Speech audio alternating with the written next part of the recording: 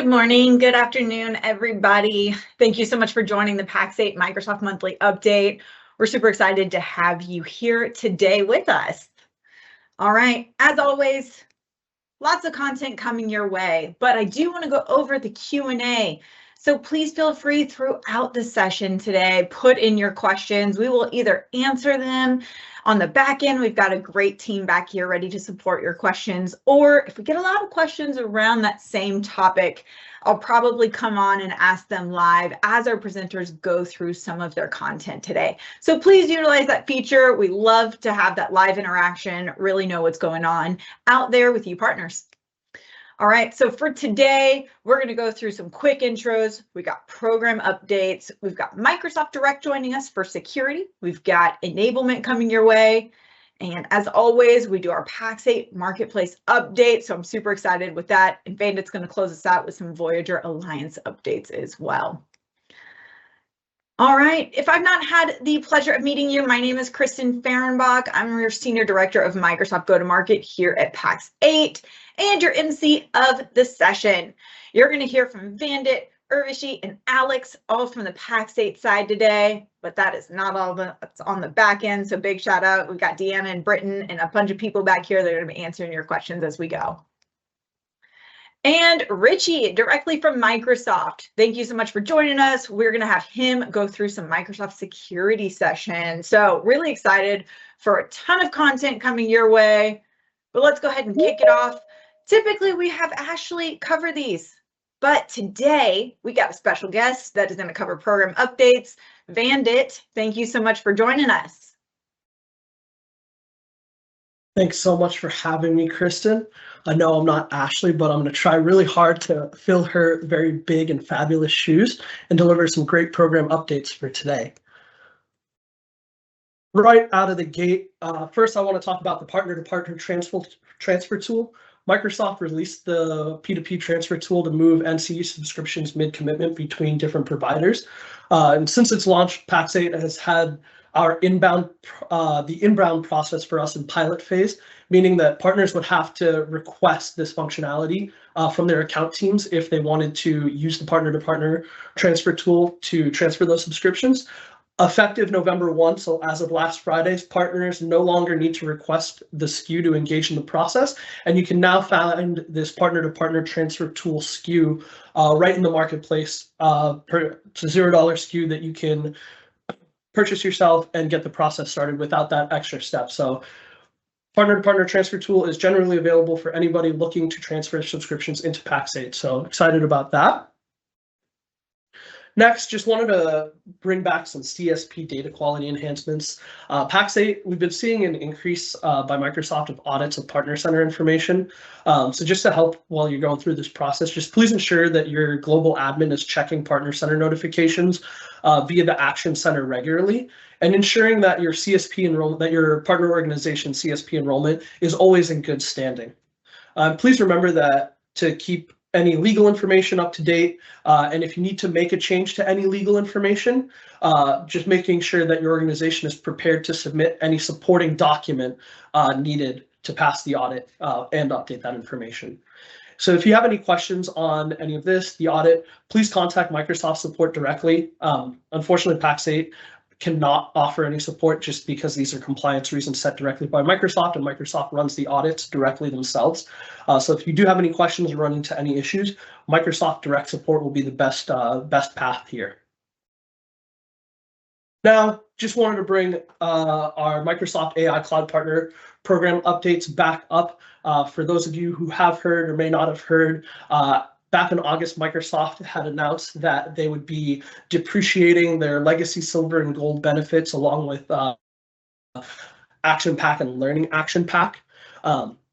Replacing this will be Microsoft has a new set of benefits packages for partners to purchase, as well as we now have the solutions partner designations and specializations included in the AI Cloud Partner Program. So just as a reminder, just us being a few months away, I know we've just entered November. We're getting close to the end of 2024, and we're almost at that January 2025 timeline. So if you're eligible to renew, January 21st, 2025 will be the last day to renew any of those legacy benefit offerings. So that's Legacy Silver and Gold, Action Pack, or Learning Action Pack. If you do renew, the benefits, so any IURs that you have included in those will be good for the next 12 months. Meaning, so if you renew on January 21st, 2025, any IURs will be good until January 21st, 2026. However, any incentives that you're earning through MCI with a legacy silver gold package, you will stop earning incentives at the end of this incentive term, September 30th, 2025. So once Microsoft enters FY26, partners will then need to obtain a solutions partner designation or a specialization in order to earn incentives and rebates through MCI. One other date that I do want to just mention that's not up there, it's a little more rare nowadays, just because we've seen a lot of partners move their clients over to NCE. If you do have any clients left on any legacy solutions that you're earning incentives on, the last day to earn incentives on any legacy solution, so that's any solution that's not on the new commerce experience, will be March 31st, 2025. So if you are a silver or gold partner who is earning incentives and rebates from any of those legacy SKUs, March 31st, 2025 will be the last day to earn those. However, like I had mentioned, any MCI incentives you are eligible to earn all the way up until the end of September. And just kind of capping off on the AI Cloud Partner Program updates, just wanted to give an overview of some of the benefits changes. So as I mentioned just before, Legacy Silver and Gold, Action Pack, and Learning Action Pack are all the previous benefits packages that will be going end of life as of January 2025. To replace the action packs, Microsoft now has the Partner Launch benefits, the Partner Success Core benefits, and the Partner Success Expanded benefits. Those are all available for partners to purchase as of today. They were announced back at the beginning of the year. So if you want to transition early, you are more than welcome to. You have that ability to. And then, of course, Solutions Partner Designation specializations have been announced since Microsoft made the switch to the AI Cloud Partner Program. And the last thing I just want to add to all of these new packages, they will be receiving new IURs in January 2025 as well. So if you are a partner who decides to make the transition early, you decide to purchase one of the new benefits packages, or you've already obtained a solutions partner designation, you're going to see a number of new IURs be added instantly in January of 2025. And just looking at a few of some of those IURs that get added, I know there's a ton here. Microsoft's added 20 plus. Some of the ones that I do want to call out specifically is in the Partner Success Expanded Benefits package. Microsoft has now introduced Copilot licensing as part of their IURs, and you're not just limited to Copilot for M365. You'll also get Copilot for sales, finance, and service. So if you're a Dynamics partner who's been looking to get your hands on any of those Copilot solutions, really test them out before going to market with your clients, this is a great opportunity to get those solutions added in at that one package price for the Success Expanded benefits. And then just lastly, on our Microsoft AI Cloud Partner Program updates, just want to bring back the updated Microsoft Commerce incentives numbers that went live at the beginning of October. Anything that you see highlighted here in this blue text is a number that's been updated for this fiscal year. So we've seen the percentage update on that Modern Work and Security Core Accelerator. Biggest change here are in the global strategic product accelerators here. So tier 1, we're seeing now we have Business Premium and E3 listed there, earning at 5 or 6% depending on what country you're in, if you're a scale or innovate region. Microsoft is also going all in on Dynamics. We're seeing a new tier 1 accelerator for D365 finance and supply chain, earning at 7.5%, and Business Central and Copilot have been added as a tier 2 accelerator, earning up to 10%. And for any of my AI Azure partners out there, there is now an AI accelerator of 7%. So if you're working any of those data and AI fabric workloads, you have the ability to earn up to 7% there. Next up, just want to talk about securing the partner ecosystem. This data is hit, but just want to mention this as a reminder. MFA is required for all Azure users in the Azure portal effective October 2024. If users do not have MFA active, they will not be able to access the Azure portal. If you need any assistance, if you cannot enable MFA for your users for whatever reason, please open a Microsoft support ticket. They'll be able to help you through that process because, as mentioned, without MFA, you'll be unable to sign into the Azure portal. And then additionally, MFA is also required for any request against fraudulent activity. So if you are reporting that, you will need to ensure that MFA is active. Also be aware that Microsoft will be blocking usage on subscriptions with no previous activity within the past 12 months. And this is to reduce any vulnerabilities for fraudulent activity on these subs. So if you do have any subscriptions that you're seeing that haven't had any activity in 12 months, it's best to follow up on that because once it's blocked, that subscription will be deleted 90 days after the block has been placed.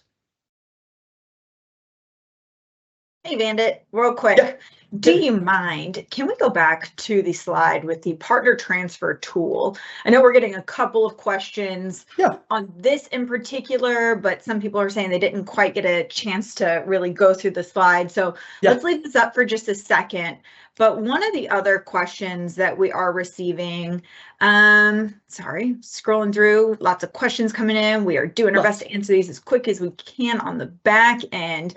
But specifically, we're asking about what is the SKU name for when people are trying to go in and they're on the back end? So is there a CSP transfer SKU name or number? Like, how do they know how to actually go through and do this?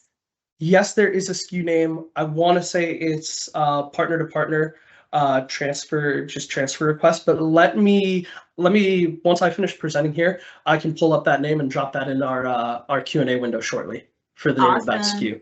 I appreciate it. Thank you so much, Bandit. Keep on rolling. Cool. So just moving our way back forward, pardon me. So perfect. Microsoft Office 365 changes. Again, just a reminder, this happened on October 1st. End of sale of any of the Microsoft or Office 365 Enterprise suites with Teams bundled will be enforced. So after October 1st, you partners and clients are now required to purchase. If you're purchasing one of these SKUs, you have to purchase it with Teams separately. One thing to mention here is if you do have a bundled SKU currently that's coming up for renewal, renewals are completely allowed.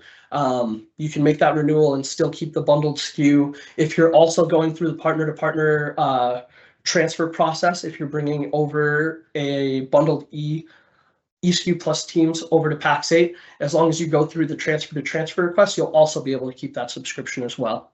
And just a reminder that this is just for M and O eSKU, so E3, E5, business licenses, frontline, nonprofit, education, and government are not impacted by this change. It's just the eSKUs as a reminder. And then last up on covering some of our previous updates is just this Dynamics pricing increase. We saw this land at the beginning of October 1st, where these Dynamics products saw a price increase. We have the prices listed in USD. You'll also be able to see those prices in the marketplace globally, but they average around a 10 to 14% increase. So as you have clients who are coming up for renewal, if you notice that increase in pricing, just know that that is coming from Microsoft Direct, and they are increasing that pricing. So you will see that as you have clients that hit renewal dates. And then just lastly, in my program update section right here, I just want to talk about the Microsoft Virtual Training Days sessions. These are a great opportunity to get some free training as well as the opportunity to receive some discounted certification vouchers. Help you build your sales and technical skills. One of my favorite things to do through training days whenever they come up is for anybody who has not obtained a fundamental cert, Microsoft loves to give discounts on their fundamental cert vouchers here, along with many others. So as we're coming into Cybersecurity Month, as Microsoft is adding new products, Copilot, updating their functionality and features, these training days are a great way to stay on the cutting edge. So if you want to see what Microsoft has available and what the calendar looks like from now until the end of the year, you can visit events.microsoft.com or aka.ms/partner/certweek. And I think with that, we pass over to Richie for Microsoft Security, but I'm going to pause for just 1 second and see if there's any questions that we want to take live. We are answering them in the back end, and this team is quick, so please feel free. Let's go on to Richie. Perfect. So I'll pass the mic on over to Richie Ray from Microsoft to discuss Microsoft Security. Awesome. Thank you so much. Can I get a quick thumbs up if you can hear me and see the slides as well on the screen? Yes, we can, Richie. Amazing. Awesome.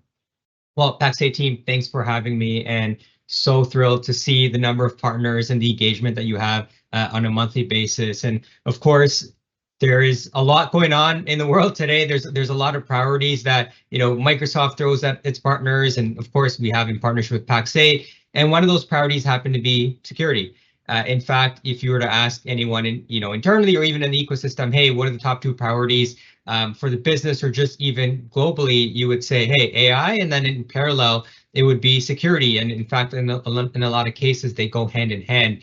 And so really looking forward to spending a bit of time talking about what is the Microsoft security story today. I'm sure many of you are already talking about this with your end customers. You maybe already have a very robust practice, but hopefully the idea here is to just land a couple nuggets that maybe you weren't familiar with prior to coming into this session. So with that said, why don't we get into it? And for those of you who haven't met, which I'm sure is likely just about everyone, my name is Richie Rai. I lead our security channel sales business for North America for our indirect providers.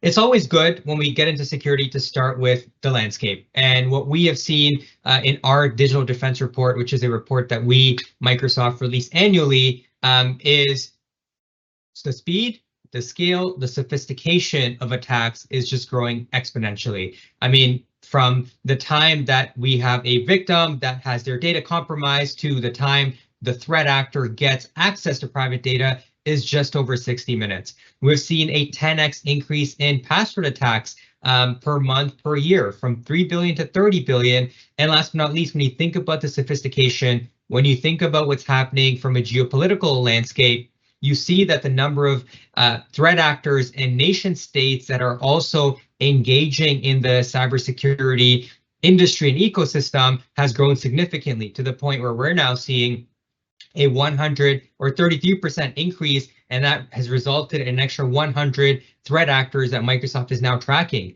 There's another really compelling stat in security, and I'm not sure how many of you have seen this, but if you were to take the cybersecurity industry and convert it to a GDP, and you were to map that across every country in the world, cybersecurity would be number 3, right after US and China from a GDP standpoint. So it just goes to show you how vast the space has become. This is why, of course, so many of our customers are now coming to all of you asking about how they can get deeper and have a better and stronger cyber resilient environment and ecosystem. And it's really our job here as Microsoft and Pax8 to give you and arm you with those resources to get that point, because as we can see, this is not going anywhere. What makes matters tougher is that cyber jobs feel significantly harder than in the past, to the point where we see enterprise organizations using an average of 80 security tools in their day-to-day. If you're an SMB customer, that number is closer to 18 to 20, right? So that's 18 to 20 silos, point solutions that our customers are using in order to be secure, and that just creates more gaps. Again, we also see the number of jobs that are open worldwide to the effect of 4 million. And in North America, it's about 1.4 million open cybersecurity jobs. So we're also don't have the right capacity to ensure that we can protect our organizations. And that, of course, is not helped by the advancements in AI, which is now resulting in even more regulatory updates on a daily basis. And this means that now not only are we considering security, safety, and protection, but we're also now thinking about regulatory compliance and data security, which is something we'll touch on in the next little while. I touched on this. You think about AI, you think about our threat actors having access to the latest and greatest innovations in AI. It means that the number of threats and the vastness of them is now also continuing to grow. So whether you're talking about password cracking, SIM swaps, command and control communications, all of this is now being directed at our customers and even at organizations that may not be considered end customers, where everyone is now thinking about, how do I go and handle this? So from a Microsoft standpoint, over 12 months ago, we announced a program called SFI, or the Secure Future Initiative. In fact, about 4 months ago, we had our CEO Satya send out an internal memo, of course, which made its way publicly, where he not only highlighted the importance of it, but what it means to Microsoft. And really comes down to 3 things. Everything we build is secure by design. Everything we build is secure by default. And anything that Microsoft creates and advances from a protection standpoint is all baked into our secure operations.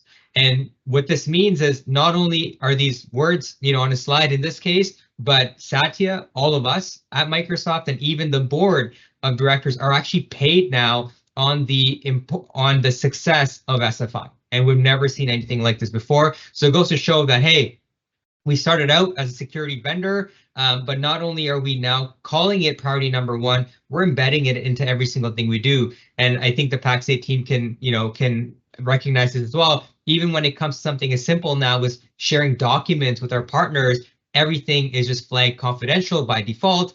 Anytime you're looking to open documents in email, you won't be able to open it in a standalone experience when it comes from a third-party source. All of this is part of SFI. And so this is really Microsoft's stance on, let's go bring security together and make it embedded into every single thing that we do. Something else that many of you may not be familiar with is the investments that Microsoft is making in security. When you see a number like 34,000, people, that's the number of engineers at Microsoft working on just security. That is greater than most cybersecurity organizations' entire workforces combined.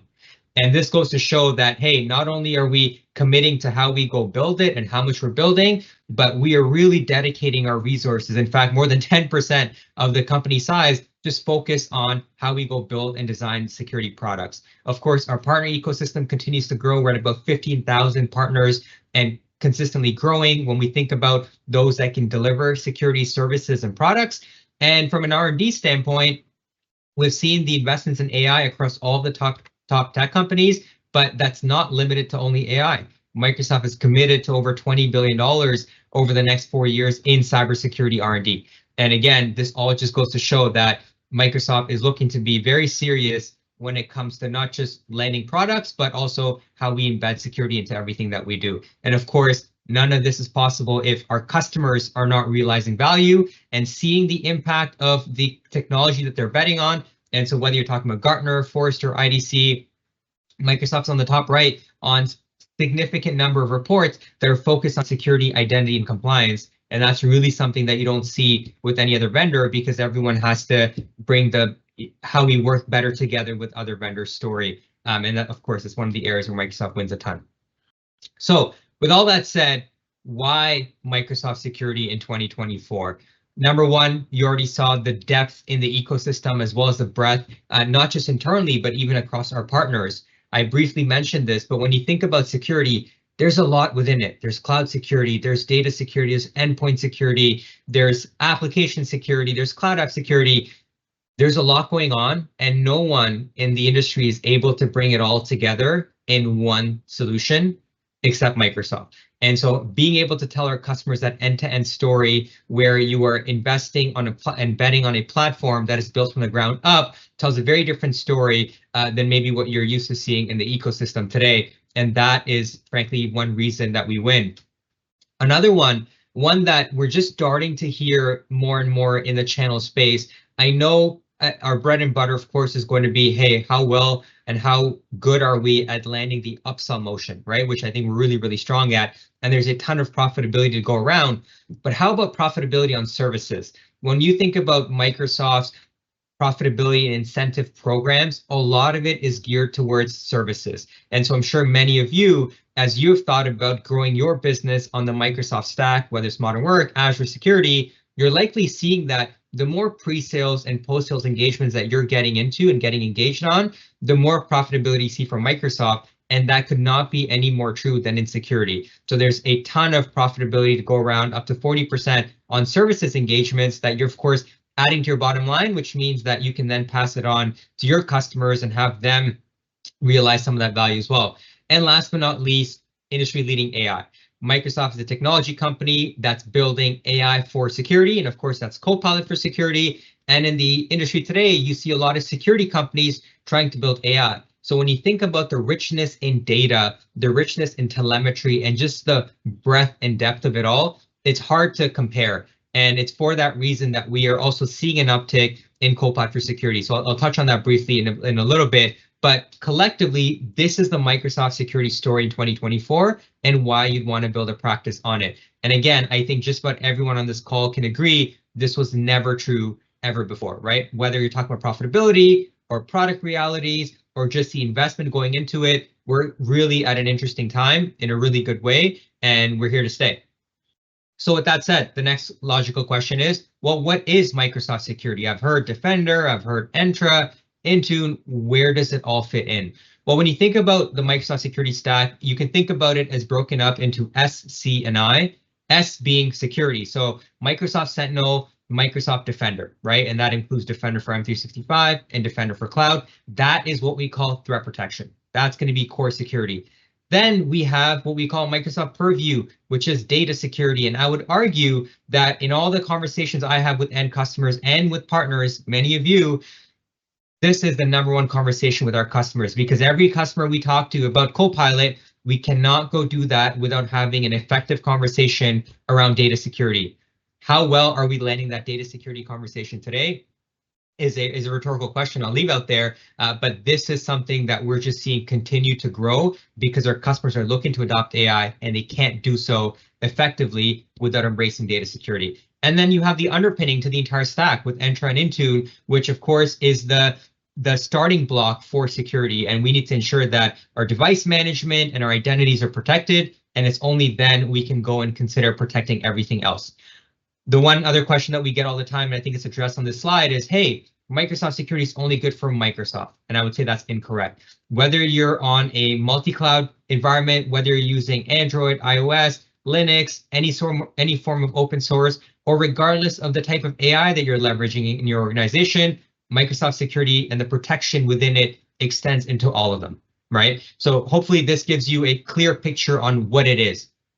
But this also isn't enough, because this doesn't tell me what are the primary conversations that I need to be having with my customers, or that I am having with my customers. And so we created, a different iteration of that, which is what you see on this slide here.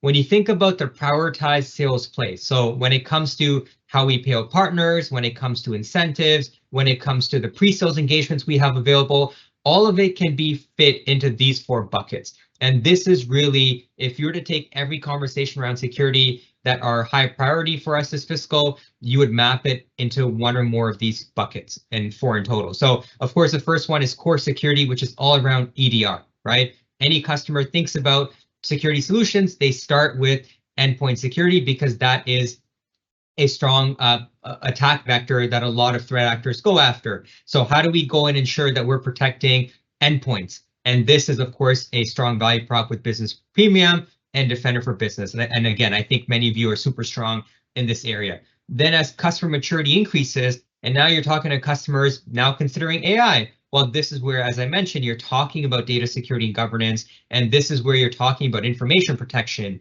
and insider risks and DLP. So how many of us are having this conversation with our customers today? Because again, it should help augment the threat protection conversations we're having in a lot of cases.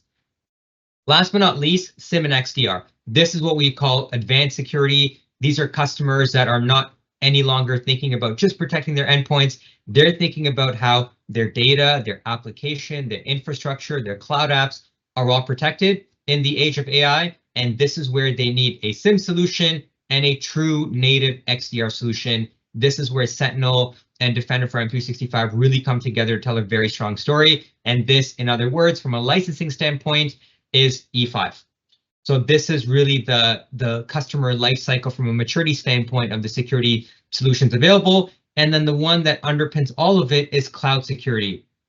If I was to say, what is the one bet Microsoft is making from a security product standpoint over the next 18 to 20 months, it's certainly going to be on the cloud security side. And so we're seeing more and more customers that are moving their first workloads to the cloud, and we're having, or our partners are having, the migration conversations. We're leading with Defender for Servers, for instance, because the whole cloud security posture we're starting to see resonate more and more. And again, it augments a lot of these existing conversations that we're having today. So again, hopefully this is some net new content that you hadn't seen before in terms of how we should be thinking about the different conversations. And I'm sure that just about every single person on this call can really point to every single one and be like, hey, these are the ones I'm prioritizing with this set of customers. And that's what we love to see. To really drive the point home around security, and I know no Microsoft Modern Worker Security presentation is complete without at least touching on licensing for a couple of slides. And so that's what we're looking to do here. Bit of an eye chart. What is it telling me? It's telling me that when I compare Microsoft E3 and Microsoft Business Premium and Microsoft E5, there is a very big difference in the security capabilities that's included in each. More specifically, what I mean is a lot of our partners we have heard tell us over the past couple of years, hey, I've upsold our customers from Business Premium to E3, which means they have more security. And the answer could not be any further than truth. In fact, what you see on the slide is that E3 has no security capabilities built into it. It's all high level and it's more so focused on P1 around endpoint, right? And a bit of identity.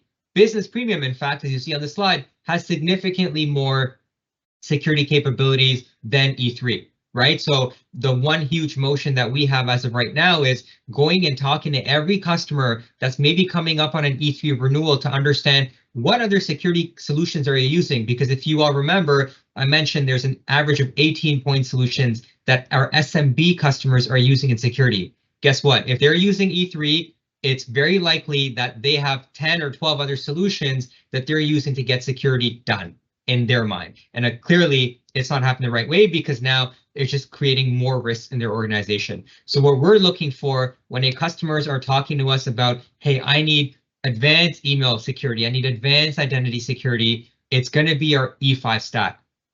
And hopefully this is not net new for a lot of you, but if it is, we have our mini bundle, and again, that's what we call it internally, but it's really our E5 security SKU for $12 per user per month, what you see on the right side of this slide, and that incorporates all of our security capabilities. So we should be going to every E3 customer coming up for renewal and saying, hey, you know, how much and what are you doing for email security? What are you doing for protecting your identities and your endpoints? If it's not Microsoft, how do we go ensure that they have a more consolidated approach to security?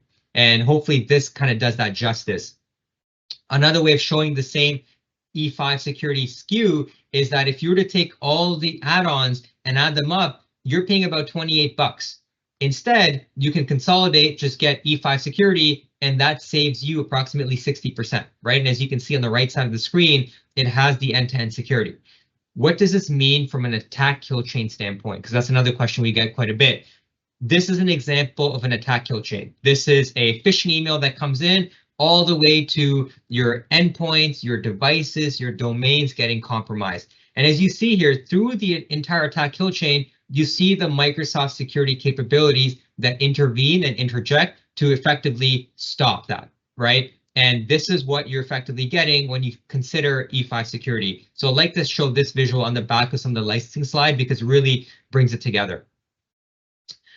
Next, we also have, again, not sure how many of you are familiar, but if not, you are now, is E5 compliance. This is similar to the E5 security bundle. This is our data security advanced capabilities, and we call this E5 compliance, which is also $12 per user per month. And again, as you see on the slide, if you have Business Premium and you have E3, and let's say you're looking to consider Copilot and you ask Pax8 or Microsoft, hey, what data security capabilities do I really get baked into E3 and Business Premium? The answer is on the slide. You're really not getting that much. If you really want genuine data security end-to-end, you're going to want to consider E5 compliance. And the only reason I'm throwing up, the SKUs on this slide is because you can actually see the individual capabilities that you would get in it. And hopefully in seeing some of these, such as endpoint DLP or sensitivity labels, you're able to start to put together, hey, these are some of the conversations that my customers are talking to me about. In a similar way, Hey, like you saw in Richie. the previous slide. Hey. Sorry to jump in on you. It looks like the screen is a little bit blurry. We're getting a couple comments in the background. Are you able to take this down and then reshare? Hopefully the screen will be a little bit clearer. And then for you partners that are asking for the slides, Richie, is there slides that we'd be able to get from you to be able to share with these partners afterwards? Yeah, so absolutely. We'll share all these slides. It's absolutely all customer facing. And so you should all be able to leverage this. In terms of the screen being blurry, Kristen, is it blurry for you as well? Like what you're seeing right now?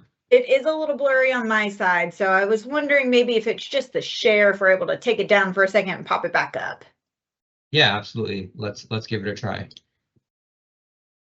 Hopefully it wasn't like that from the very beginning. Otherwise that would... No, we just started getting some messages. So that's why I was like, let me jump in and Yeah. see if we can get it solved on the fly. All Let's try right. one more time. How's this? I think it's a little bit better on my side, but we'll make sure that you partners get these slides afterwards as well. That way they are clear if they are not for you still, but keep on rolling, Richie. This is a ton of good information. Awesome. Thanks, Kristen. And again, any other questions, I cannot see the chat. So if they are super relevant to the slide you see on the slide, if you could just pause me, I'm happy to address them as I go along. Sweet. This is, again, similar view to the attack kill chain slide that you all saw, but now the bottom half is lit up, and the bottom half is lit up because this is about internal risks, right? So of course, we want to make sure that our data and threats do not enter our organization, so protecting against external threats and attacks. But now we also need to make sure, in many cases, even more importantly, is that our data does not leave our organization. And so this is where you see the Microsoft information protection, the DLP, and the insider risk management story really come together nicely and tell that story around how we can go enable this to ensure that our customers are protected from the risks of AI.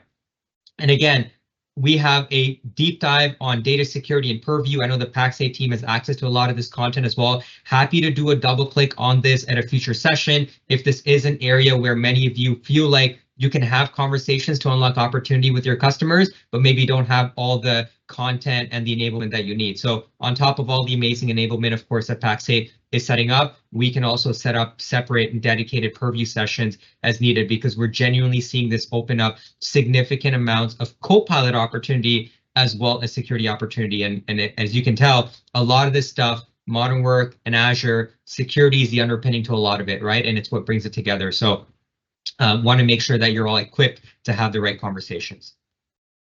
So now, what does this mean from a upsell standpoint? And we only threw this slide up because a lot of the times we get asked, totally fairly, by the way, there are so many different SKUs, there's so many different iterations. What am I leading with, and what makes sense, Microsoft? Because you keep adding more licenses and it makes my job harder. Absolutely agree. And this is why we created this custom slide to sort of answer that question. And what you see here is customers will have existing licensing, of course, all the way from Business Basics on that top left to E5, right? So they're either paying $6 or they're paying all the way up to $57 per user per month on ME5. And regardless of where you are on that journey or your maturity as a customer, you have up to 3 different paths available. And so hopefully this does it justice in terms of when you think about your upsell motion, you now have an idea of what I should be landing. So for instance, let's take all of our customers that are on Business Basic and Business Standard. And I know for many of you, this is where your customers reside. So they're paying either $6 or $13. Guess what? They don't get endpoint security. They don't get EDR as part of that. And so the first conversation we should likely have is around Defender for Business, right? That path B, which is the $3 SKU. But if they really want to prioritize productivity, you get that with Business Premium. And so now we're maybe talking about path A. So similarly, you go to that E3 customer, as you see the third last row from the bottom, and now you talk about, hey, what's next? Well, it's going to be E5 security or E5 compliance. So the prices that you see on the slide there are going to be the incremental cost to what the customer already has today, right? So if you have E3 and you're paying $36, I can add on an extra $12, which would give me E5 security. And on the right there, you see what solution play it is, right? So now you're starting to see this all come together where we're taking our customer maturity, we're taking our SKUs, and then we're taking the customer outcomes and trying to map them all together. And this should tell you where is most of your customer base at and what is the next logical workload. I know we talk about that a lot in the Azure side, but on the security side, a similar concept applies. What is the next logical workload or suite that our customers should consider? Because again, a lot of the complexity really starts on the security side. And so hopefully this alleviates some of the questions and concerns that you may have. I mentioned this towards the beginning of the slide or beginning of the presentation, Defender for Cloud, right? Cloud security, it should be an underpinning and staple in every security conversation we have. So whether this customer has Business Basic or full E5, there's going to be a value add for Defender for Cloud. In fact, we see many customers, folks, that are on maybe Business Standard with 50 seats, but they may have hundreds of servers just given the nature of the business that they're in. And that might mean a really big opportunity for Defender for Cloud. And in doing so, we're also helping them bring together their server security along with their user security, right? And this is the transformation that we're seeing with a lot of partners, where they're going from becoming just VARs to truly being that advisory partner. And this is what also Microsoft and Pax8 are prioritizing when we think about partners that are really looking to build a strong security practice. Last but not least, one other question that we get is, hey, does Microsoft have a SOC, and does Microsoft offer managed services? This was a response to a lot of our top customers coming to us and saying, hey, if I'm buying 50,000 seats of E5 from you, Microsoft, I also want to make sure you go manage it. So Microsoft came out with managed services, which comes in two flavors: Microsoft Defender Experts for hunting and Microsoft Defender Experts for XDR. And again, you'll see, other industry vendors having a similar model and approach to managed SOC. But again, this is not for our SMB customers or even mid-sized customers in a lot of cases. This is just for those set of customers that have gone all in on Microsoft with a big investment, and they're looking for that first-party offering. And so, of course, in the case of all of our channel customers, we want to lead with the differentiated partner-to-partner play. Who is the MSSP that you are all working with to drive that managed services play? And we see that it's super relevant because it's sticky, right? And we want to ensure that we're there for our customers, not just to upsell them a SKU, because that gives them no value, but to deployment and even beyond that to managed services. And that is a full security lifecycle. So now I'll transition for the next 5 or so minutes before we wrap up on the partner profitability. I think you already saw this story being driven home in that slide, which said, 40% profitability on services, even more so on the licensing side. But when we have seen our own studies, and so this is the Forrester Total Economic Impact study that we do annually, we're actually seeing that there's a 2x partner growth in SMB versus enterprise. Let that sink in for a second. You would think for the biggest customers, you'd have the biggest partners that would capture the biggest opportunity. It's actually not the case. We are seeing the biggest opportunity in SMB, specifically in services on the security side. And when you break down security into the 4 components across identity, compliance, security, and multi-cloud, you're seeing that the business premium stack is what's commanding a lot of that value prop. So if you aren't already, and I'm sure this is almost everyone here, how are you thinking about adding services to the licensing that you're driving, right? And this is how we start to define and start separating our partner maturity and how far along you are on that journey. And so here you see there, whether you're driving Defender for Business or Business Premium, so we're not even talking about E5, you can see all the add-on services capabilities that you can attach. Again, you can either build these capabilities in-house, or you can partner with an SI or an MSSP to help you augment some of what you offer your end customers. And that's resulting in an incremental up to $120 per user per month in SMB partner revenue opportunity for managed services, right? So again, we know what the margins are going to be on selling licenses, but we know that they're going to be 5x, maybe even 6x in many cases when we go and land services. And this is really, if there's one thing that you leave with from me in this section here, it's going to be around how are we driving services in security, because that is where the opportunity is. And this is where we get to be more sticky with our customers. And we're also seeing this because the proof is in the pudding, because when you think about ROI or you think about NPV, you think about the payback period, there's significant gains that our customers are seeing when they invest in Microsoft security. So 230% ROI in one instance, all the way to up to $20 million from a net present value standpoint when you secure your estate. And again, a lot of this team is because our customers are consolidating. We see where the economy is, both in the US, both in Canada. We're starting to see signs of recessions, which means that this is a time where customers will consolidate and will pick a few vendors versus going in on everything. And again, this is, if history tells us anything, it's that this is where Microsoft and its partners generally win, because we have that one story, which is not just best of platform, but it's also best of breed. And we were never able to say this before. So the last thing I'll leave you all with is, how do we get started? So whether you're having threat protection conversations or data security conversations, here are a couple questions that you can just start asking your customers if you haven't already.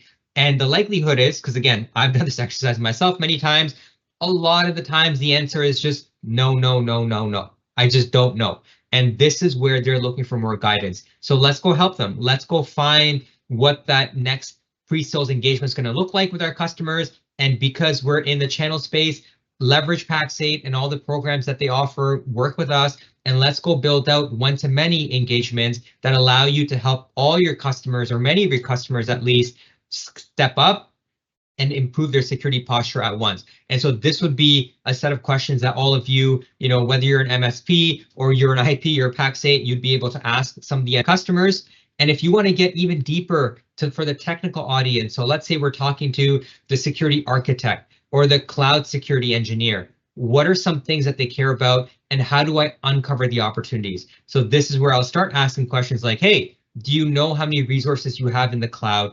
Do you know where they all live? Do you know how they're protected? How are you protecting them? All of these create more opportunities. And again, there's so many different iterations of these slides and questions that we can ask. I'm sure many of you are already experts at doing so. So this is less of a teaching moment, more about just, hey, if you need more support on having the right conversations and you're not sure where to get started, even when it comes to a business premium opportunity, reach out to us. We have so many of these resources available around how to have those conversations, how to ask that first question to really open up the opportunity. And last but not least, as usual, I know Pax8 has tons of resources for security.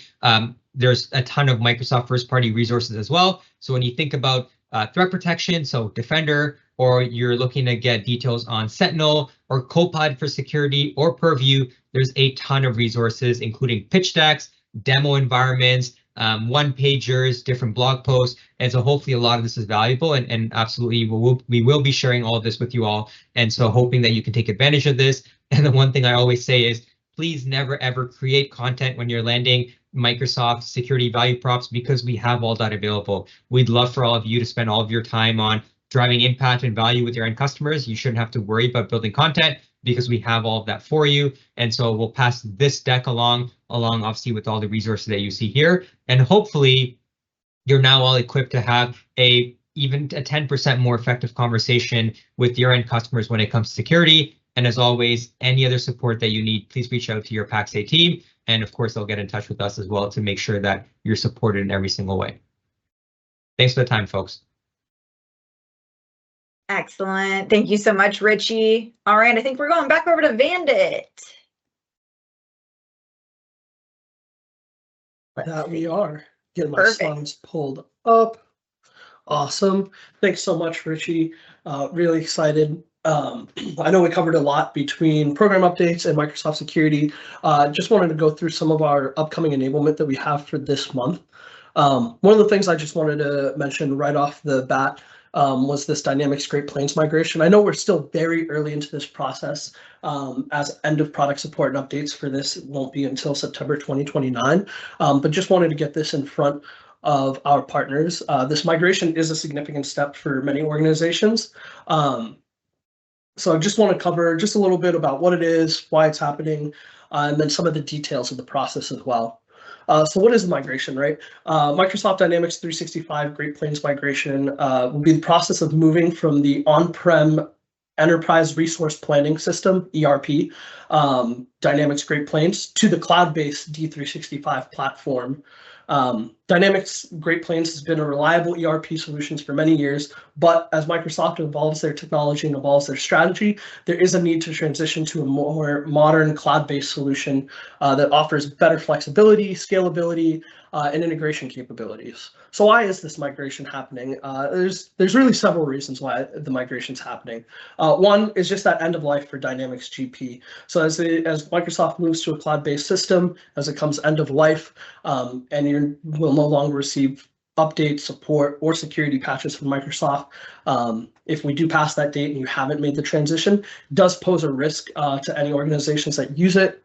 Again, enhanced benefits and enhanced capabilities and cloud benefits are another big reason why Microsoft is moving away from Great Plains into a cloud-based system. Again, just making sure that it's flexible, scalable, but also just improving things like accessibility, automatic updates, better security, and then just the ability to scale resources as you need them.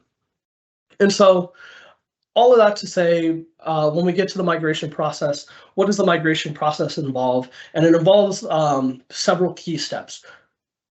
I'm going to summarize here. The first being assessment. First step is to assess your client's Dynamics GP environment.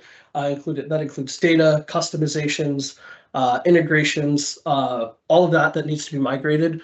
Once you've gone through the assessment, then it's building out the migration plan. That outlines the timeline, resources, and then the tasks required for a successful migration. Highly recommended that you identify any potential risks and mitigation strategies as well. Shouldn't be very common, but in case you do run into it, just something to keep in mind. Next is just that data migration process, right? So once you've kind of done the assessment, once you've prepped for it, now we're good to hop into that migration process, moving from Dynamics GP to D365. And then lastly, once you've done the migration, the last bits are just testing, training, and go live. So once you've moved, conducting testing to ensure that all the data has been accurately migrated and all the functionalities are working as expected, training for your end clients to make sure that to help them become more familiar with the new D365 platform and its features. And then lastly, like I said, go live. Once you've gone through the assessment, you've prepped for it, we've gone through the migration, we've tested the environment, made sure all the data is there, clients have been trained, go live. Once we're there, everything's been tested, users trained. Final step is just go live. Once you have gone live, just monitoring the system closely during that initial period. That way, if there are any issues that arise, that you're able to address them.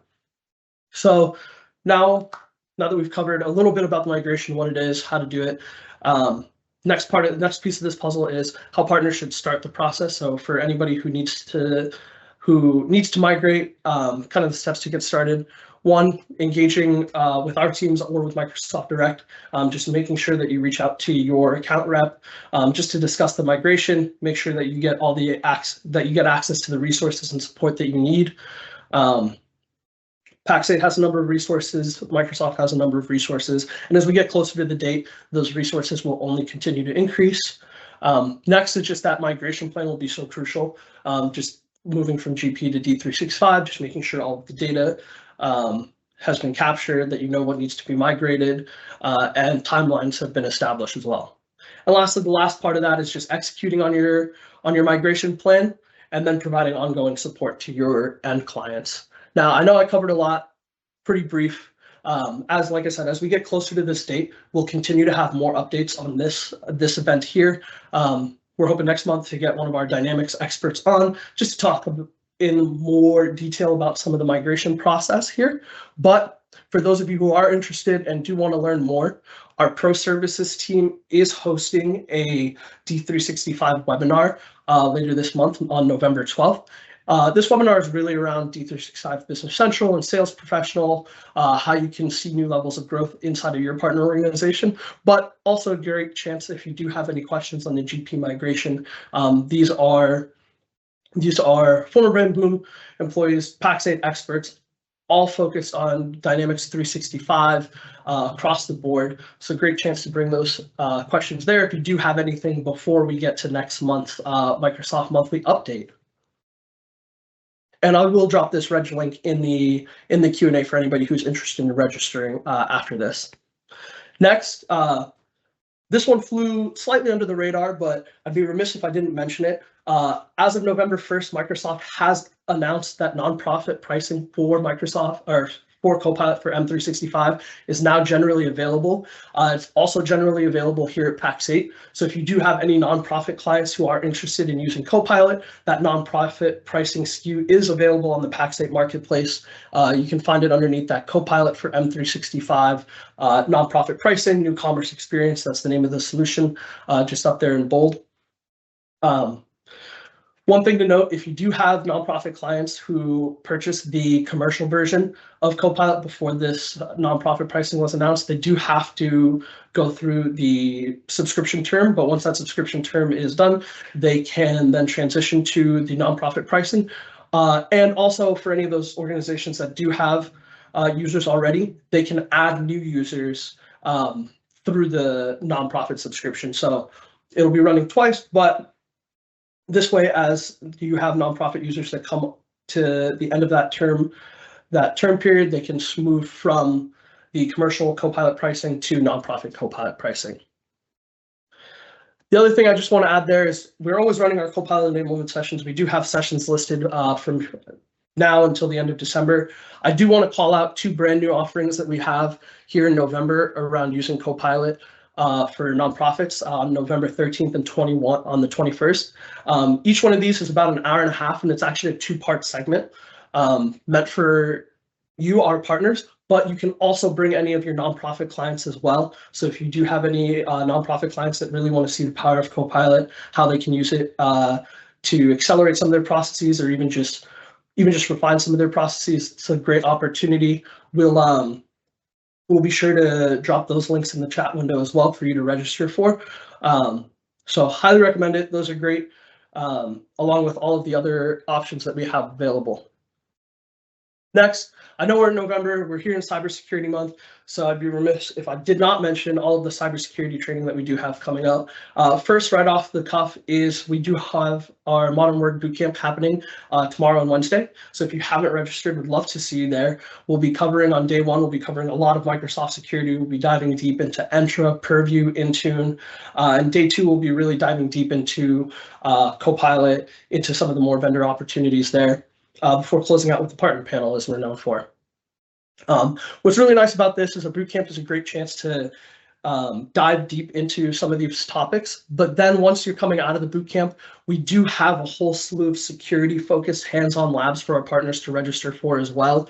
Some of the ones I do want to call out, we do have access management for Microsoft Entra, mitigating threats with Purview, identity governance with Entra, and then we also have some Copilot security hands-on labs as well, so securing M365 before implementing Copilot, and all of that leads into the Copilot for M365 for admin hands-on lab. Another one I just want to call out on this, that's a brand new offering from us here at Pax8. November 7th, we do have a Microsoft Fabric Azure hands-on lab. So if you're really getting into the Microsoft AI ecosystem, you want to learn more about Fabric and really get your hands on it and dive deep, we'll be offering that 4 to 6 hour lab session that you can register for. These are first come, first serve. We do have limited capacity. We usually run about 25 to 30, just so we can keep them interactive. So highly recommend that you register for these as soon as possible if you are interested in any one of these options. And that all brings us towards the end of this month. We have our security bootcamp back. We are in person at Phoenix, Arizona.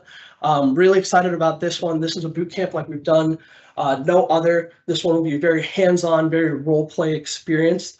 We'll be going through the process of really setting up a company, setting up those security controls, and a lot of the things that we learned through bootcamp, through the hands-on labs, you'll be taking action on at the security bootcamp. So for any of you who have registered, super excited. I'll be glad to see you there. But for those of you who haven't registered, I'd also love to see you there. I'll be at Security Bootcamp both of those days. We'll also have Richie, who is just on, joining us as well. So it's a great chance just to interact with us at Microsoft, talk about Microsoft security as a whole, but then see how it plays into the bigger picture holistically across other solution stacks in a real life scenario. And lastly, I just have 2 more things I just want to mention as far as enablement goes. One, we have a mission briefing coming up. It says October 14th, 15th. I apologize for that. That is November 14th and 15th. This will be our last mission briefing of the year. So again, this one is cybersecurity focused, but we're really focusing here on the sales strategy, the sales practice of building a cybersecurity practice. So if you really want to if you want to buff up your knowledge and get connected with us, this is a great opportunity. We'll have David Powell from our side. We'll have Academy coaches as well, which is a great opportunity to get a feel for what type of services they provide. And we'll be covering Microsoft security there as well. So would love to see everyone there. And again, that's in Denver, Colorado on November 14th and 15th. And lastly, for our global audience, we do have a number of events coming, both virtual and in person. Some of the in-person ones, if you want to meet some of the teams in your region. For EMEA, we are in Lithuania and Latvia for 2 launch briefings. We do also have a cybersecurity masterclass in Zwolle. And then in December, we do have a few industry events we'll also be at in the Netherlands as well. So again, just a great opportunity to connect with the Pax8 teams out there if you haven't had the chance to before. And I will drop the links for these reg pages if you do want to register and attend any of those events. But I know that was a lot. At the end, I'll pause for just a quick second just to see if there's any questions. But if there's not, I'm really excited to introduce our Pax8 Marketplace team next. Let's go ahead and roll on. Awesome. I'll be passing it on over to Alex and Urvashi. Awesome. Thanks, Vandit. Hi, everyone. Welcome back to the Marketplace segment, where we dive into the latest updates, features, and developments in the Pax8 Marketplace, with a focus on how we're empowering our partners to serve their customers better. I am Urvashi, Product Marketing Manager here at Pax8, and today we are taking a closer look at a feature I'm especially excited about, Storefronts, which lets partners publish custom storefronts directly for their customers. Joining me today is someone who's been instrumental in bringing this vision to life, Alex, a Senior Product Manager here at Pax8. Welcome, Alex. Thanks for joining us today. Hey, Urvashi. Yeah, I'm excited to be with everyone live, and thanks to Kristen and crew for having us. Yeah. Okay, so before we get into the demo and all the great details, I love having our listeners get to know our product managers a little bit better. Staying true to our brand here in the product world, we're all about the journey. So what is it that drew you to product management, and what led you here to Pax8? Yeah, it's a field I kind of stumbled into. I think a lot of product managers do tend to do that. I've always been in the tech sector. I worked with in a small MSP. We were focused on the restaurant industry, which is a very unique niche. And I spent a decade myself working in that industry, so got to smush those two together. And when we started our own software development team in that MSP, was really passionate about representing the users, and acceptance testing of what we are creating, and then figured out after a while I'm a product manager. That is the job I'm doing. So have been honing that craft ever since. Amazing. I mean, that's proof that with passion for problem solving and technical acumen, you can really stand out as a product manager. And I know Pax8 has been lucky to leverage your field experience and expertise on the product team. So speaking of product expertise, do you have any hot takes or unconventional opinions on product management or products in general? I have many. It's a great question. I'll try to navigate this without stepping on any landmines. I think sometimes as product managers, we can get caught up in some analysis paralysis. And really the best solution to that is the most educated guess we can take on a certain topic. We have a ton of signals of information coming into us all the time. A lot of what we do is discovery around a topic or around a problem that our users are having. And there's never like that one silver bullet that comes up that says like, this is the right answer. It's a lot of listening to users. It's a lot of figuring out what the center of the problem is for the partners and the users that we're serving. So yeah, I think just taking that best guess, figuring out if that's working, talking to our partners, getting feedback, and then trying that over again. Yeah, I think the hot take is just never any silver bullet. It's more of an art than a science, I think. Yeah. No, I mean, that's really helpful. And I know hot takes can often have a bad rep for being controversial, but I personally find it really helpful to gather multiple perspectives. We know that no process is black and white, so we love to hear that there's different paths and perspectives to get to a finished product. And by the way, I totally agree. I think there's a level of inherent intuition that goes into reaching that final state of these complex features. So thank you so much for sharing that. So speaking of features, Storefronts is one that I think adds a lot of value, and I have been so excited to showcase this feature as a way to elevate and potentially simplify partners' experiences with the marketplace and serving their customers. So let's start with the big why. Why did the team decide to invest so much innovation into Storefronts? Yeah, definitely. I think everything starts with listening to our feedback and requests from MSPs, our partners, our users over the years. So we created our Pax8 self-service portal years ago that really gave partners the ability to have their clients, their customers log in somewhere, and that was a lot to reduce some of the overhead of the sales motions, right? So enabling clients to provision their own licenses or purchase their own licensing. But the feedback we heard pretty quickly is that opening up the entire Pax8 catalog to clients and customers is fairly terrifying, and totally agree there. I get it. So really the concept of storefronts came about as a way to curate or customize the offerings that you want to show to your clients, and on an individual level too. So a lot of storefronts is about curating exactly what and who you're providing each of those products to. So we launched the first iteration of storefronts at Pax8 Beyond US back in June, and we're really excited to continue improving the product for our partners. Amazing. I mean, for me, anytime I hear the word custom, I know our partners will be thrilled to learn more. It sounds like this feature was designed to take the partner experience to the next level and offer a superior discovery and buyer journey for their customers, which is super exciting. So you mentioned that we launched the first iteration of this back in June. Now with a couple or several months kind of under our belt, what is a misconception some users may have about storefronts? For example, if I'm a power user of the marketplace itself, but I haven't fully adopted storefronts as one of its primary features, what might be something that's holding me back?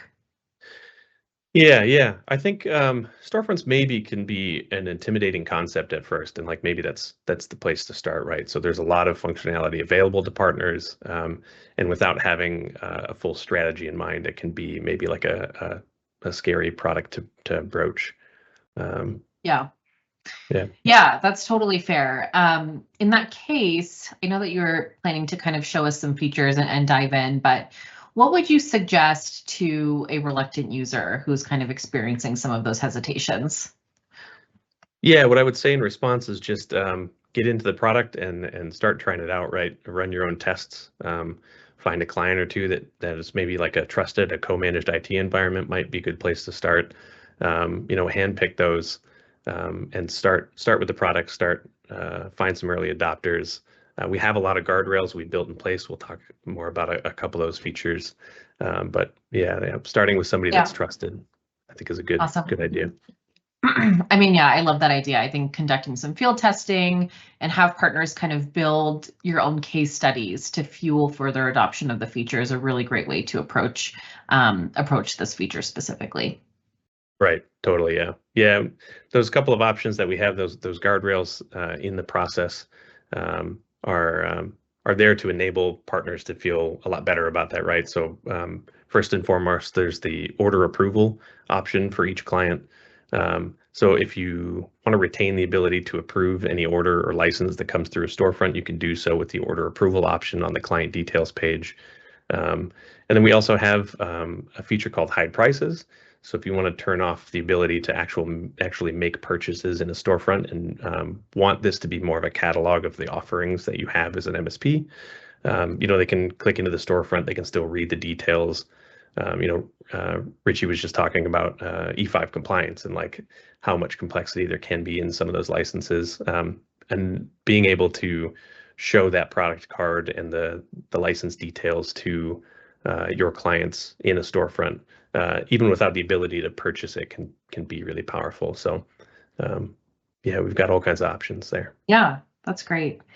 Yeah, I mean, gaining efficiencies while continuing to be the subject matter expert for your customers. I mean, it sounds pretty low risk and high reward to me. So we're hopeful that walking through storefronts will kind of help educate our users to use it in the most effective way. And then correct me if I'm wrong, but one of the biggest advantages of storefronts is how easy it is for partners to get it started and kind of manage it, right? Absolutely. Yeah. We designed storefronts to be a really powerful tool, but we wanted to make it simple to start with. Yeah, definitely. Great. Well, I love seeing these features in action. So let's do a quick walkthrough. Imagine I'm a busy MSP managing multiple customers. Where would I even get started?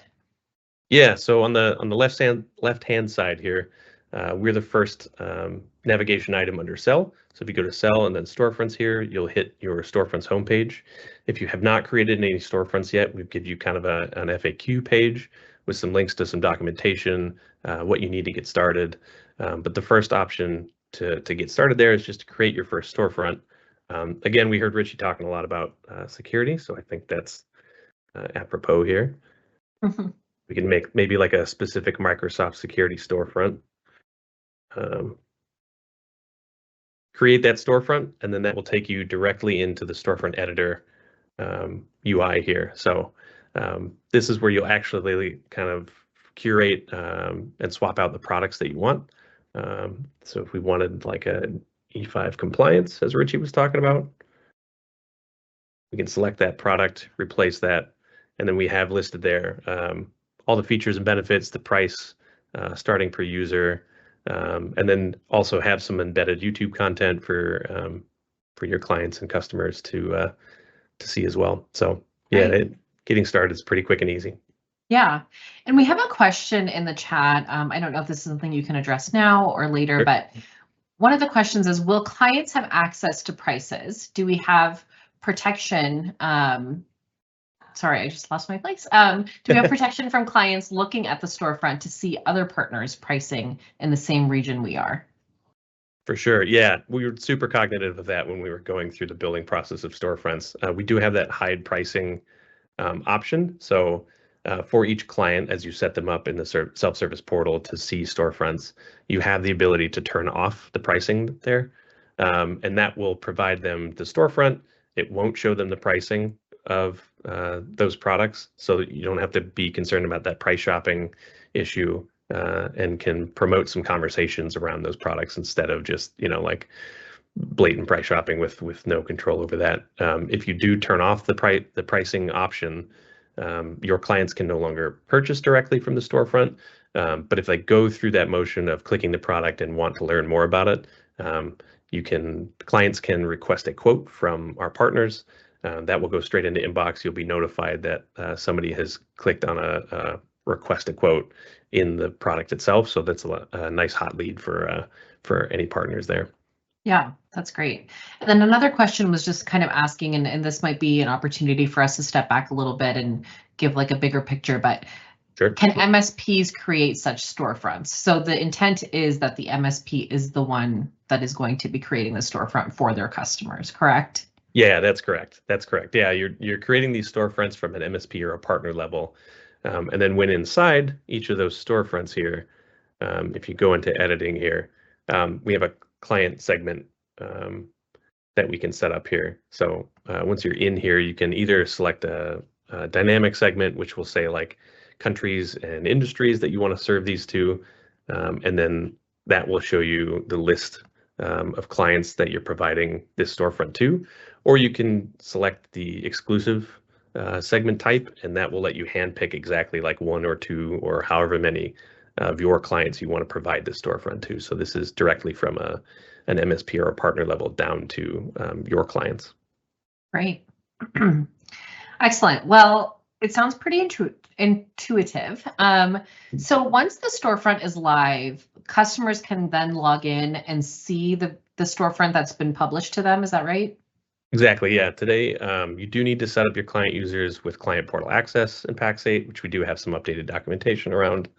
If you're on the storefronts page here, we've got some quick links down here, FAQs, client portal guide, which is important, the rate plan guide, which is customizing prices for each client, and each client will see their custom rate plans or custom prices set up in the storefront. So if you have custom prices for a single client for whatever reason, those will be reflected in the storefront accurately. And then, yeah, we have the rest of those options we spoke of, like the order approval and hide pricing as well. So all kinds of different options for you. Awesome. And then another question popped up. Do we have the ability to change the price for a client, the price of a product? Yes.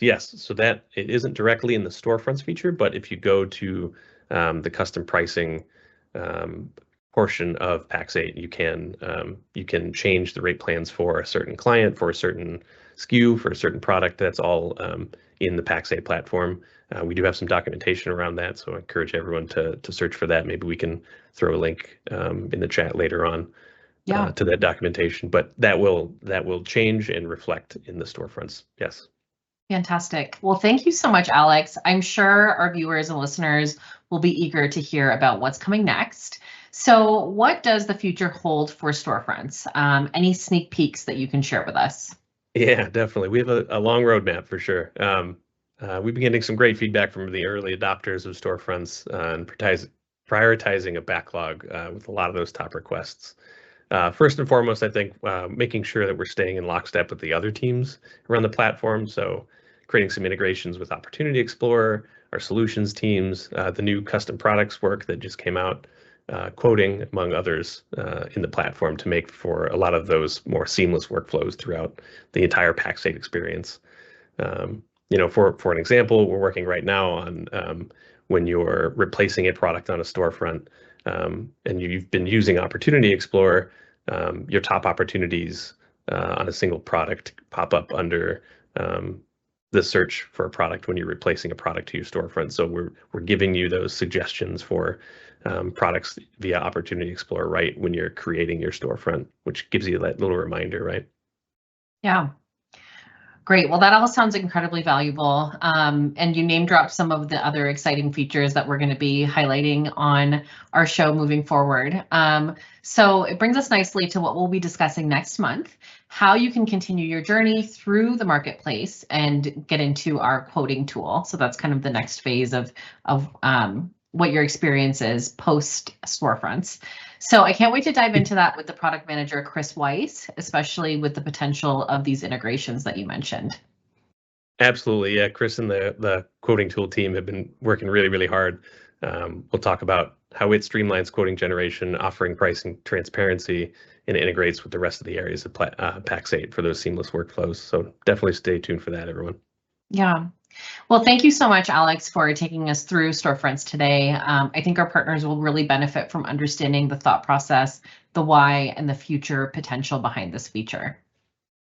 Absolutely. Yeah. Thanks, Urvashi. I'm excited for all of our partners to start adopting this, start using this. And if anyone has feedback or suggestions or just wants to talk about it, use that blue feedback button at the top of the new marketplace experience page. We all watch those all the time. So click that feedback button. Great. Well, thank you all for joining in on this conversation.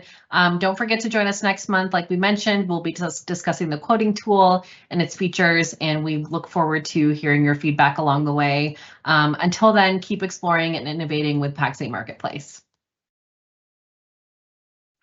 Thanks so much, Urvashi and Alex. Love the demo. Always love our marketplace segments as well. Super looking forward to next month as well. I feel like I learned something new about our marketplace, a new feature that's always coming out. I know we're getting towards the end of our event here. Just wanted to do a quick coverage on our Pax8 Voyager Alliance. We will be doing a more in-depth session next month, but Voyager Alliance has launched as of today. It is available for partners to sign up for. For any partners who haven't seen the details of the Voyager Alliance, we do have them listed here with the different tiers. Like I said, this is really just an intro to our Voyager Alliance. Our internal experience teams will be collecting partner feedback from now up until next month. So any questions, anything like that, please reach out to your account teams. Please let us know. And like I said, with this being so brand new, we're going to have one of our senior leaders come on next month to discuss Voyager Alliance, answer some of your questions, but then also just deep dive into the different tiers that we have and what benefits are included in each tier. But I'll leave that there for a second in case anybody wants to grab a screenshot.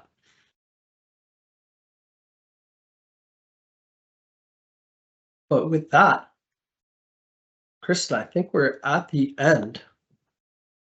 I know, we're getting there. We are almost at the very end of our session, everybody. Vanda, it's not letting me share. So if you don't mind, we'll click through these as we go together. But I do want to mention every week Myself and David Powell, if you've not met him, he works at Pax8. He's our cybersecurity guru. But we share this show called Technically Unraveled. This last week, I had a really, really great session with Joe Scanlon. We talked about Fabric. We kind of switch off just depending on our schedule. So, you know, sometimes it's Microsoft centric. A lot of times we've got the cybersecurity stuff that also goes into Microsoft, as you saw earlier with Richie.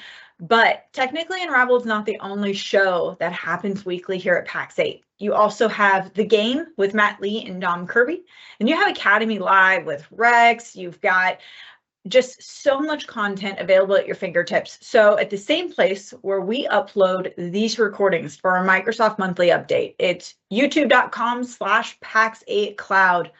All of these are available right there. So please check them out. Let's see. I think we have a ton of resources for you up next because we go through a lot of content on these calls. I know that some of the slides were a little bit blurry. We will make sure that we get you access into those Microsoft slides as well. But big shout out to all the presenters. Big thank you for everybody that's been attending. Leave these up here for you for just a moment, but you can also go to that youtube.com/Pax8cloud, and that will have this whole recording available to you as well as if you need any other previous months, those are also there. So we don't actually delete them. All right. Other than that, I think we are rounding out our day. I just wanted to say a big thank you so much for being here. And with that, we're going to see you all this next week. Thanks, everybody.